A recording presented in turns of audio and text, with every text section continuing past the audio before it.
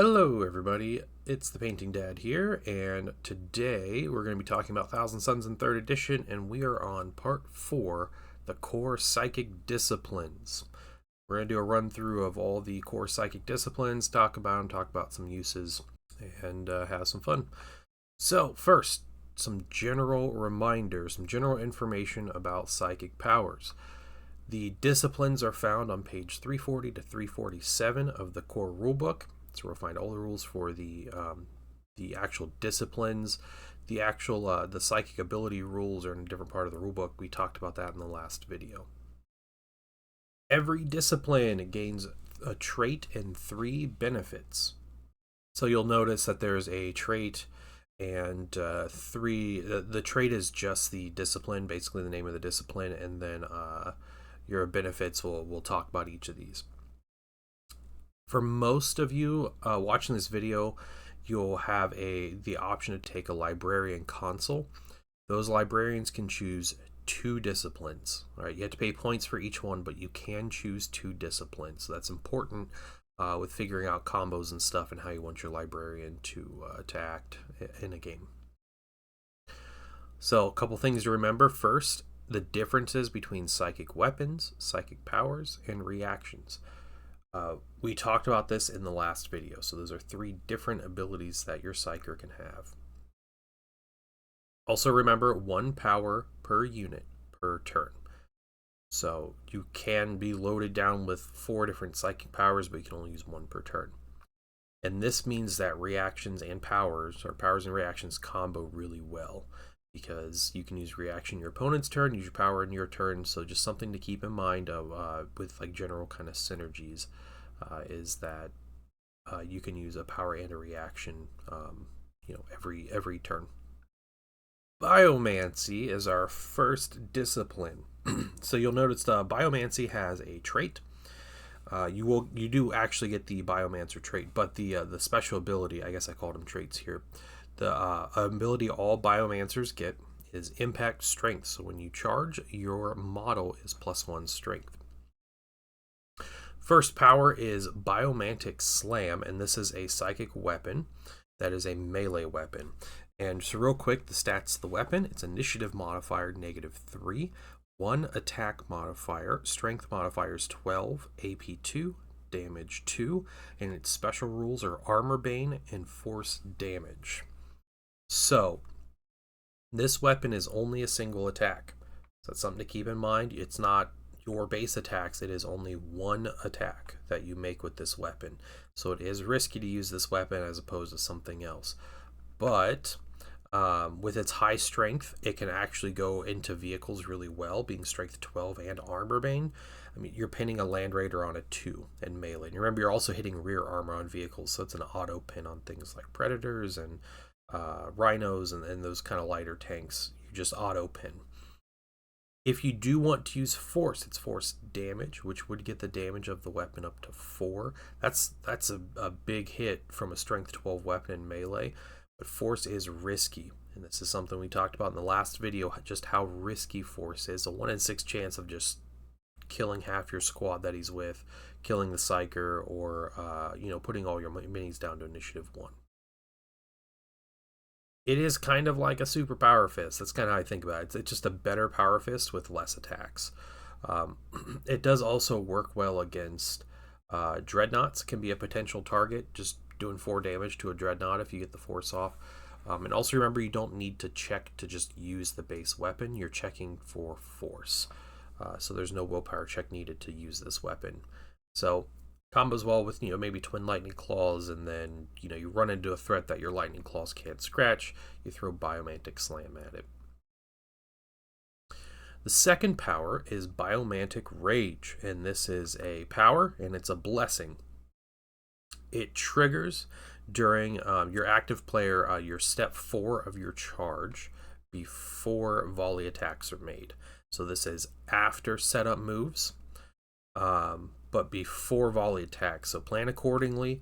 Setup moves work. You have to move as close as possible to the enemy. You can't just like fudge your setup move to shuffle forward half an inch so you can get your Biomantic Rage off. You have to move into contact if your setup move allows it. So stay that 4 or 5 inches away and to be able to use this power. The target is a unit within line of sight and 18 inches of the focus. So the focus is the Psyker using this ability or this power. You do not have to target your own unit. You can target a friendly unit with 18 inches that's within line of sight. So you can combo this with having a beat stick character and his melee retinue or whatever running into combat, and a librarian off to the side casting the power on the squad from the side. This does reduce some of the risks from perils, because one of the more likely perils or result that you'll get using a power is it stuns the unit, and that puts your whole squad down to initiative 1. You don't want to do that. That's really bad when you go into melee. Also, you don't want to kill half your squad with the perils either, so putting a librarian with some tactical marines or something cheap helps kind of put some blade of wounds and reduces the risk of this power backfiring on you. The focus using this power, so the psychic using this power, can be locked in combat and use this power. Locked in combat is a big status that affects a lot of the things you do, and unless otherwise stated, you can still use psychic powers while locked in combat. So all you have to have is line of sight and be within 18 inches of your target. And this only lasts until the end of the assault phase. So it will last through a challenge. So you charge in, you get Biomantic Rage, you issue a challenge, you are +2 strength and toughness through the entire challenge if you continue it on. Very good for challenges. It does not last into your opponent's turn. That's probably the big thing to remember. This only lasts through your own assault phase, and that's it. Pyromancy, the fire wizards here. The Psyker gets explodes 4+. So as a hilarious rule, if your Psyker dies, everybody within 6 inches takes hits. I believe it's strength 8 hits, and the amount of hits each unit takes is the starting wounds of the Psyker. So normally if it's a librarian, that's 3 wounds that you'll be putting on every unit within 6 inches of you when your character dies. So Pyromancy is a little unique. It has 2 psychic weapons. There are no powers in Pyromancy. The first one is Wildfire. Wildfire is a ranged weapon. It's range 18, firepower 1, range strength 4, AP 4, damage 1. Special rules, it's panic 1, blast 5 inch, and force strength. So it's just a single shot. It's a large blast, 18-inch range. Yeah, you're putting down throwing a fireball is what you're doing. It's pretty poor AP. AP 4 is not going to help against other marine armies. It'll do well against Solar Auxilia and Militia, and maybe some of the Mechanicum units, but overall it's going to struggle to put real damage on units. However, being panic 1 is nice.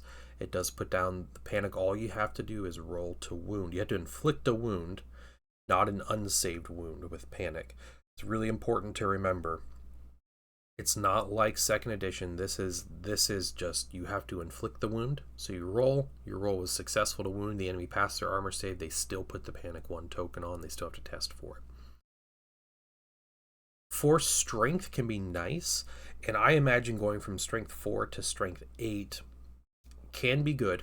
The poor AP makes it a little less desirable. What I would imagine this would be nice for is hitting vehicles. However, it's only a 1 damage attack, so you're not putting a lot of damage on vehicles. If you do get your force test, you pass your force test and everything. But a strength 8 blast can be pretty great, and even if it has terrible AP, you can still put quite a few wounds, force a lot of checks on some units. The second weapon for Pyromancy is Conflagration. Conflagration is a melee weapon, and its stats are it's initiative -1. Its attack modifier, its attacks are 6 plus D3. Strength modifier is 5. AP is 4. Damage is 1. And for a special rule, it has Deflagrate 5. So, it puts out a lot of medium strength attacks. So strength 5, and you're putting out between 7 and 9 attacks. So it is more attacks than your character would be putting out otherwise. It is at -1 initiative, so something to keep in mind. You're striking a little slower. Once again, the poor AP will get you there. Like you're not cutting through Marine squads with this. You still have to roll to hit, you have to roll to wound, and then they still get their armor saves. Most Marine, well, every Marine will, unless you're fighting a scout squad. But you're not you're not cutting through armor like you would with a power sword or a maul or something. The Deflagrate is nice. It's unique with melee weapons. I can't think of another melee weapon that has Deflagrate. I could be wrong. But, those Deflagrates will hit on strength 5. So any wounds that do go through, you're going to be putting bonus hits on the unit. So it can be nice. You can put out a lot of hits with it. Telekinesis is our next one. Telekinesis gives the Psyker Shrouded 4+. That's permanent on the Psyker model itself. So if you happen to have a librarian running around on their own, they do get Shrouded 4+. It doesn't transfer that to the unit, but I guess if you start taking, you want to move wounds onto the librarian from the squad, then you can start taking hits on their Shrouded 4+. Force Barrier is the first ability that Telekinesis Psykers have. It is a reaction, and it's a blessing. So this will be in your opponent's turn, and it affects your own unit. An important thing to remember, you pay your reaction point as soon as you declare you're using the power. Before you roll any dice or anything, you say you pay the reaction point. That's an important difference from the Thousand Suns Arcanas, where you actually get your points refunded if you fail your psychic check. It's used in step 4 of a charge phase, which is against the volley attacks, or in step 3 of a shooting attack. And step 3 is when your opponent declares, it's before your opponent declares their weapon. So this is the start of step 3.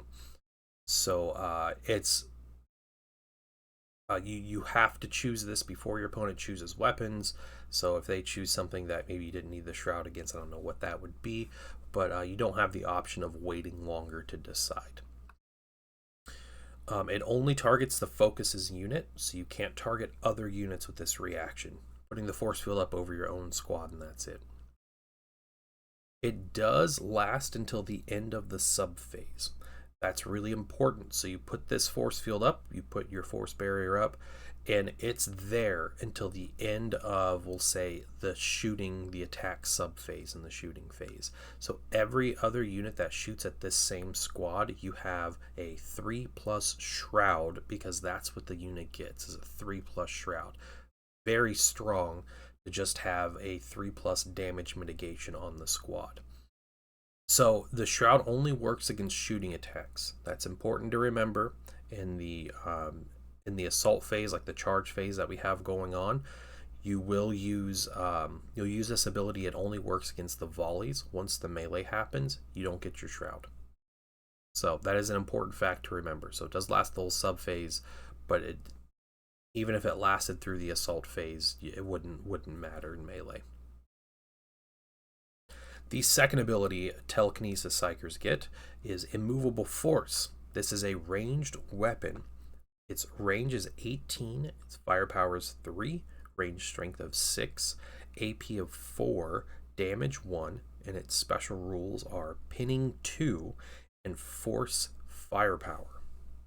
It has 3 shots with force firepower, so it can go up to 6 shots, which is a lot of shots at strength 6.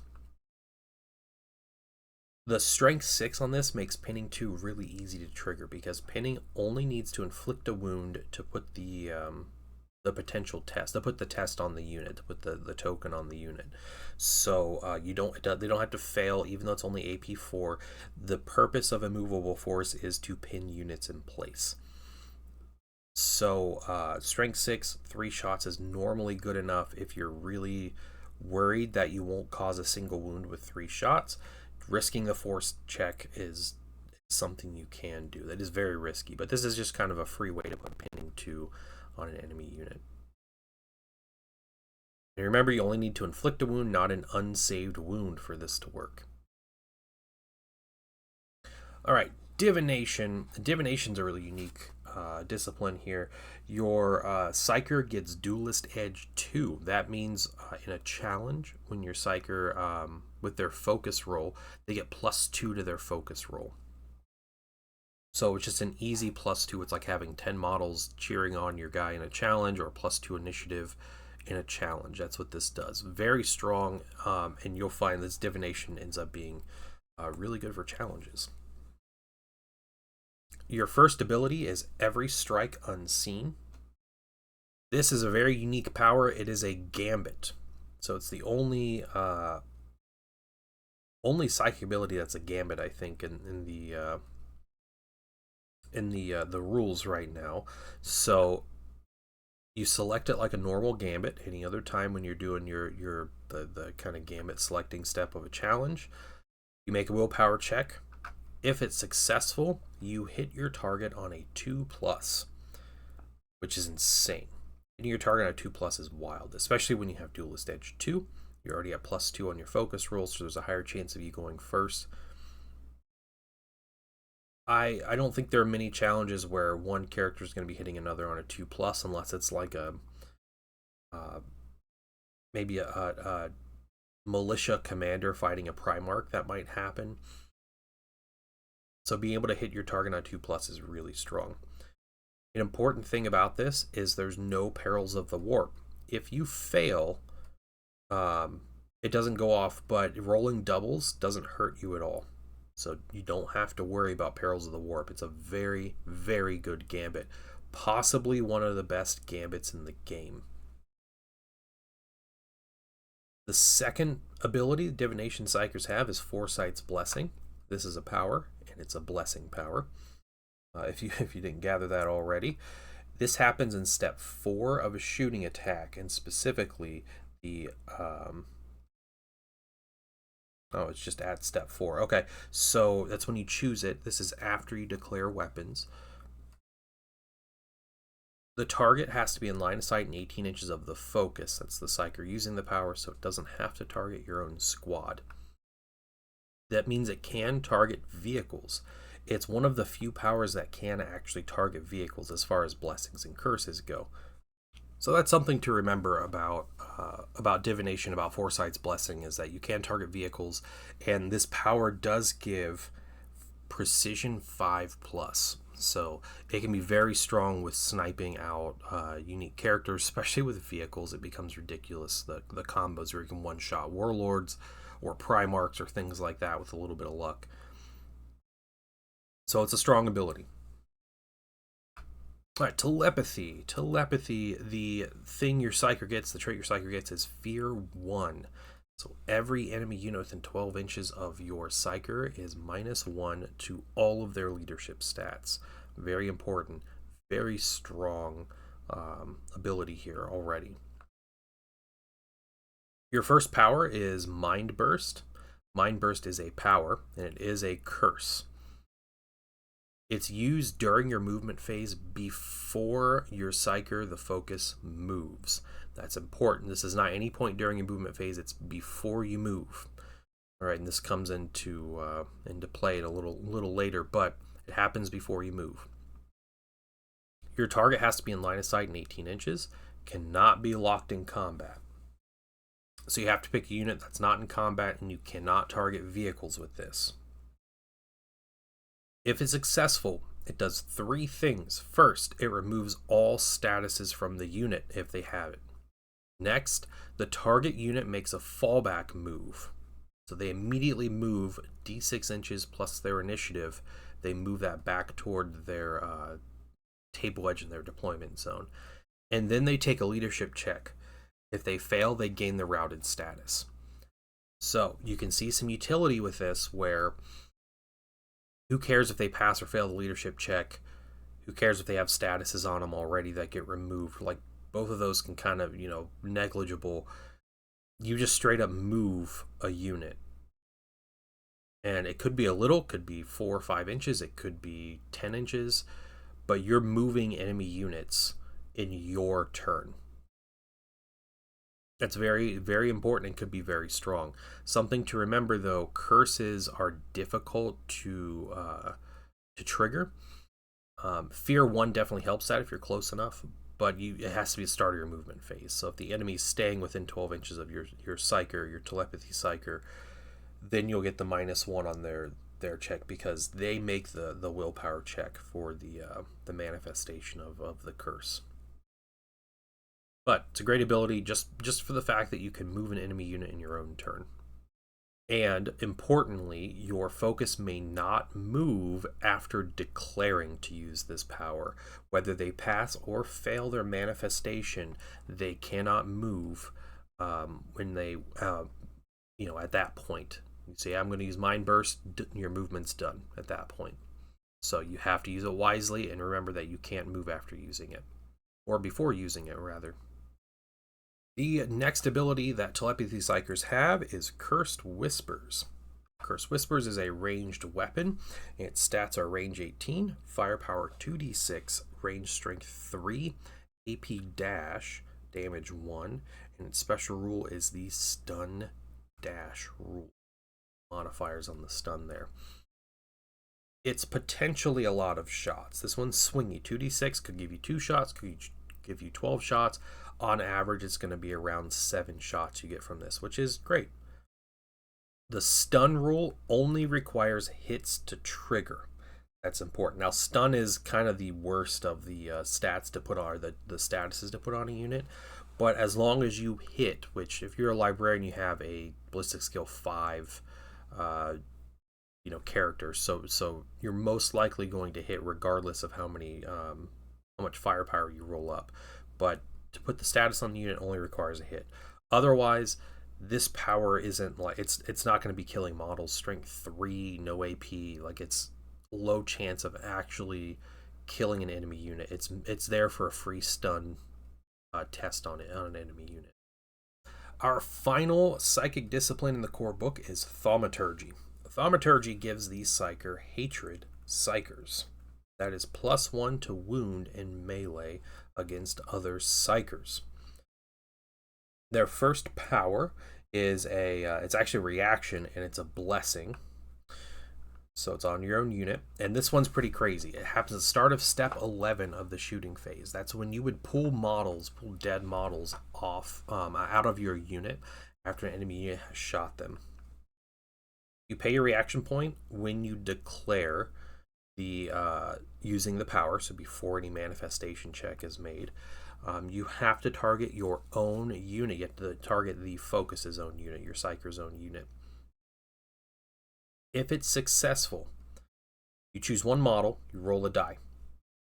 And it has to be a model that's going to be removed as a casualty. If you roll a 4+, the model is not removed, but it's placed in coherency of the unit. So you basically pick it up and you set it back down in coherency. It does get its wound set to its base level. So there's a lot that happens here. You're only picking one model, so you're rolling your manifestation. If you pass your manifestation, you pick one model, then you have to roll a 4+ for that model. That's a lot to happen just for this power to trigger. You do get to use it after you figure out who is going to die, though, right? So you don't have to use it before the enemy unit shoots or anything. Where this works really well is on big, powerful characters. So Primarchs are a perfect example of a model where you'd want to cast this power and just straight up revive your Primarch to full health after they get nuked by something, or maybe like a Cerberus or just something crazy that kills them, and then at least you have the chance of bringing this model back. And 50/50 is pretty good. It takes a lot to set up. It's really powerful if you can get it to work in the right circumstance, but it's very difficult to set up and a overall less than 50/50 chance that this power goes off. The second power from the Thaumaturgy discipline is Tranquility. Tranquility is a power, and it's a curse. So the thing to remember about curses is your opponent's models roll the willpower check for this. And it's something we talked about in part 3 of this series about using psychic abilities. It happens in the effects subphase, and the target has to be in line of sight and 18 inches of your psyker or the focus.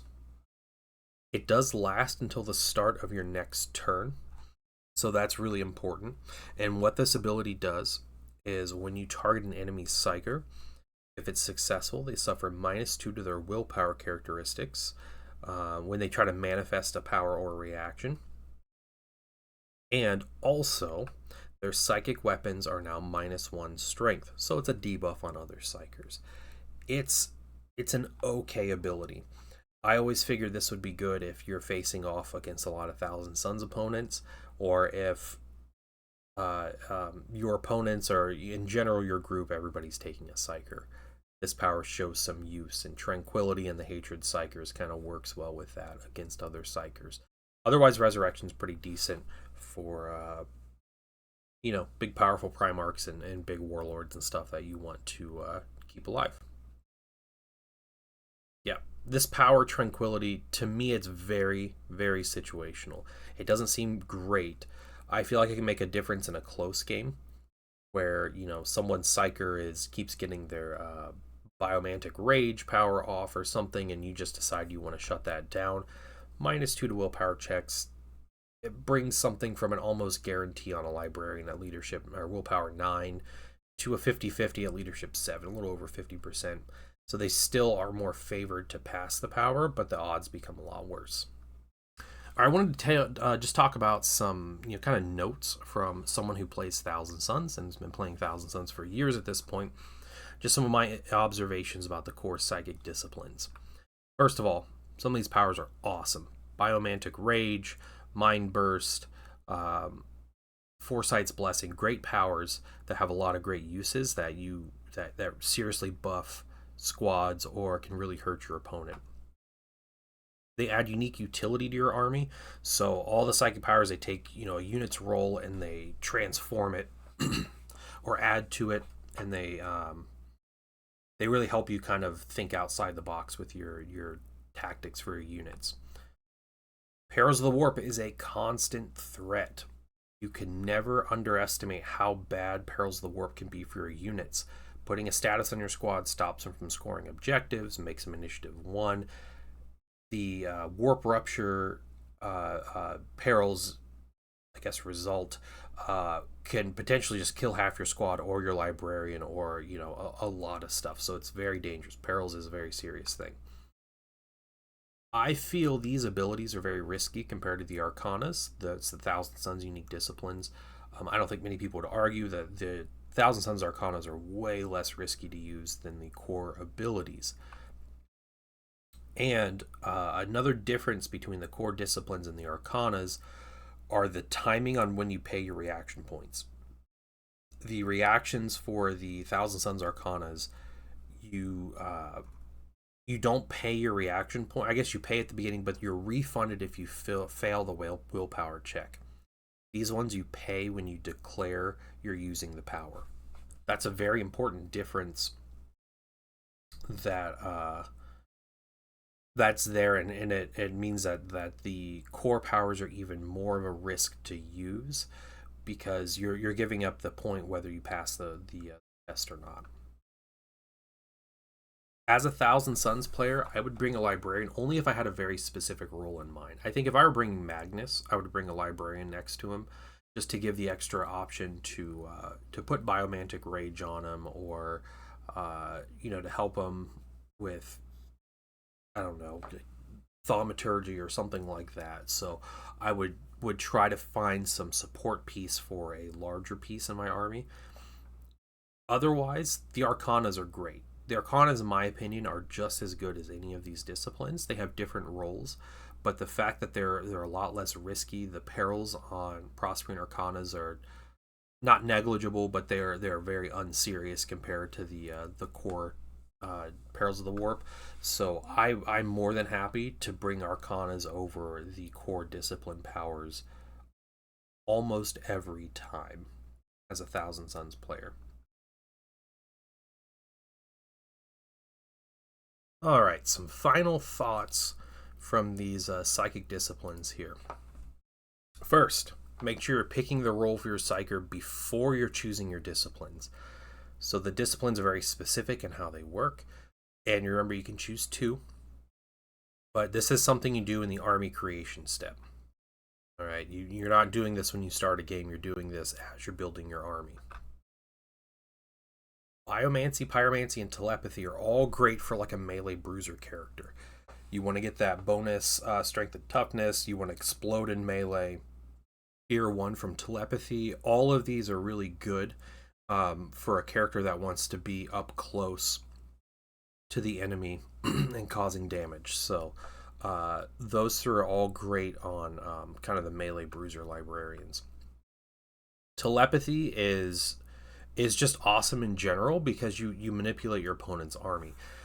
I don't think the telepathy power this edition is enough to be like a feels bad, because it takes so much to trigger and your opponent's rolling the dice to trigger it, right? They're taking the manifestation check, and it's not you're not just shutting down a unit for a whole turn. It's just you're moving them, potentially routing them, kind of a low potential. But telepathy is great if you just want a character that can run around and mess with the opponent's army. Divination is really good if you're going for a duelist focus console. So if you want to be a duelist, you have a character that you need to put Paragon to battle on him or something, you give him a force axe or give him something that can cut apart enemy characters. Divination is your first choice. So remember, you always get to combine these 2 of these for a librarian if you pay the points. So Divination is good for a duelist. Telekinesis is great overall. Just most psychers might just want Telekinesis as like a starting point. The 4-up shroud on the psyker, the reaction for a 3+ shroud is insane. Immovable force is an incredible weapon that has decent strength, and pinning 2 is really strong. Just keeping a unit in place, and yeah, the modifiers on that. Telekinesis is probably my favorite power of the core disciplines, just for its general use. Thaumaturgy is good. I think we talked about this. If your group consistently fields psychers, or if you want a bodyguard of Primarch, those are the uses for Thaumaturgy. It's very niche as far as a discipline goes.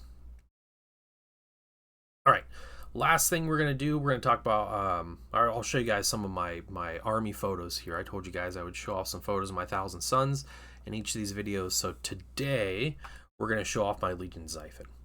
I love my Xiphon. So I just have a couple pictures of it, a little photo shoot here. This is my Xiphon. I based the color scheme off of, I think it was an Aeronautica Imperialis photo. But I took that photo and basically just painted my mini that way. So Xiphon, there's kind of a side shot. We got another side shot here. I take this thing a lot. I took a lot in 2nd edition. They're so cheap and just generally useful that I would bring it a lot. I had to stop myself from bringing it because I'd end up with a spare, like, oh, I have a spare 105 points. What am I going to do? And I'd just throw a Xiphon in there, right? The last game I took this in 3rd edition, though, it got shot down immediately when it came down, which is something I'm not used to happening. But flak missiles are a threat when your opponent can roll well. So, cool mini, though. I really love this mini. I love painting it. I might get another one and paint it. So, I like the Xiphon. Hope you guys enjoy the pictures. So thank you for watching. I appreciate you guys tuning in. I hope it wasn't too boring. I hope it was informative. If there are things that I got wrong, if you want to, if you need to correct me on some information or add to what I was talking about, maybe some new strategies or some things that I didn't mention, please leave a comment. Let me know. I love hearing your guys' ideas and how people think outside the box, especially when it comes to psychic disciplines. So, yeah, thank you for listening in this far. Next episode, we're going to be talking about the Thousand Sons Inductia. So I've been seeing a lot of chatter from various creators about Inductia, and I feel like they're missing a lot of the nuance and the strength of these minis. And I was able to try them for the first time recently. I'm impressed. I'll leave it there. I'm impressed with Thousand Sons Inductii. So I will see you guys in the next one talking about Inductii, and you guys have a wonderful day, and I'll see you all later. Bye, everybody.